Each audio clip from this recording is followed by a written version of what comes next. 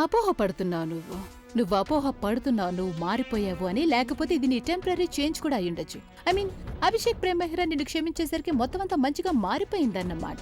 For your kind information, మళ్ళీ తను నీ విషయంలో అలాంటిది ఏదైనా చేశాడంటే, లేకపోతే ఏమైనా తప్పు జరిగిందంటే అప్పుడు నీలో ఈ మార్పు తిరిగి వచ్చేస్తుంది. ఎందుకంటే ఇది మనిషికుండే సహజ లక్షణం కదా. అది మనిషి లక్షణం కాదు, ఇది నీకున్న లక్షణం ఆలియా. ఎవరైనా సరే నీకేమైనా చేశాడంటే నువ్వు తన మీద పగ తీర్చుకుంటావు. కానీ ప్రతిసారి చెడుకు బదులుగా చెడు చేయాల్సిన అవసరం ఉండదు.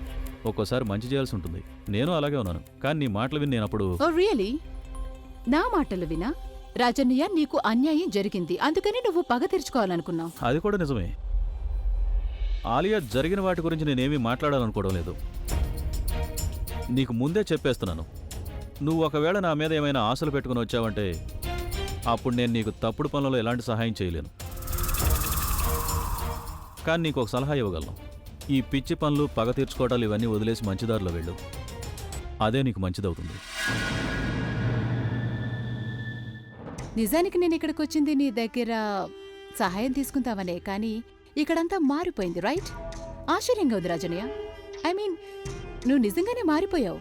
నువ్వు శత్రువులనేమీ చేయలేకపోయావని స్వయంగా చేతులు కలిపేశావా వాళ్ళతో? Quite sad. కానీ ఇది నువ్వు తీసుకున్న నిర్ణయం కాబట్టి ఇందులో నేను ఇంటర్ఫియర్ అవ్వాలనుకోవడం లేదు.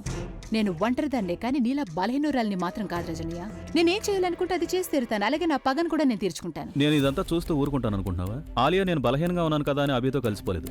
తను చెడ్డవాడు కాదు కాబట్టి నేను తనతో కలిసిపోయాను. నన్ను మోసం చేసింది అభి కాదు, వేరే వాళ్ళు. నీకు కూడా మరొక అవకాశం దొరకాలని నేను కోరుకుంటున్నాను. అందుకని నేను బుల్బుల్ హత్య నేరాన్ని నా మీద వేసుకున్నాను. అప్పుడు అందరికీ నీ మీద ఉన్న ద్వేషం ఎక్కువ కాకుండా ఉంటుందని. బై ద వే, బుల్బుల్ని నేను హత్య చేయలేదు రాజన్నయ్య. బుల్బుల్ స్వయంగా సూసైడ్ చేసుకుంది. కానీ డోంట్ యు వర్రీ, నేను నీ త్యాగాన్ని అసలు వేస్ట్ చేయనివ్వను. ఎందుకంటే ఏదో ఒకటి చేసి నేను చేయాలనుకున్నది పూర్తి చేస్తాను. అలాగే ఇంట్లో ఉండి ఎవరిని ఇబ్బంది పెట్టాలని అనుకోవడం లేదు. ఇంతకు ముందులో నేను పిచ్చిదాల్లా ప్రవర్తించిన, ఎందుకంటే ఈసారి నేను చాలా సేఫ్ గేమ్ ఆడాలనుకుంటున్నాను. నువ్వేమీ కంగారు పడుకో, నిన్ను కూడా నేను ఇబ్బంది పెట్టనులే. ఇప్పుడు నీ సపోర్ట్ కూడా నాకు దొరకడం లేదు కదా, కానీ మరేం పర్వాలేదు. ఒంటరిగా ఉన్నాను, ఒంటరిగానే మొదలు పెడతాను. దానికి కూడా నేనేదో దారి వెతుక్కుంటాను. ఐఎమ్ సో సారీ రాజన్య, నేను నీ విలువైన టైంని వేస్ట్ చేశాను. బాయ్. ఏం చేయబోతున్నావు నువ్వు? చాలా టైం ఉంది నీ దగ్గర. Just wait and watch. Have a good day.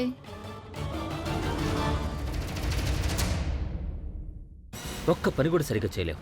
ఏమాత్రం కోఆపరేషన్ లేదు నీ సైడ్ నుంచి. ఆ మందు సీసన్ మార్చేయమని చెప్పాను, ఆ పని కూడా చేయలేదు. ఆ తర్వాత ఎలాగోలా ముసల్దాన్ని చంపేయమని చెప్పాను. దాన్ని చంపడానికి బదులు స్పృహలోకి తీసుకొచ్చావు నువ్వు. గ్రేట్. నేను అవన్నీ స్పృహలోకి తీసుకొచ్చానా? నేను అవన్నీ చంపడానికి వెళ్ళాను కదా. ఆవిడ కళ్ళు తెరిస్తే అందులో నా తప్పే ఉంది. ఆవిడ కళ్ళు తెరగడం చూసి నేను ఎంత కంగారు పడ్డానో తెలుసా? కాళ్ళు చేతులు వణకడం మొదలుపెట్టాయి.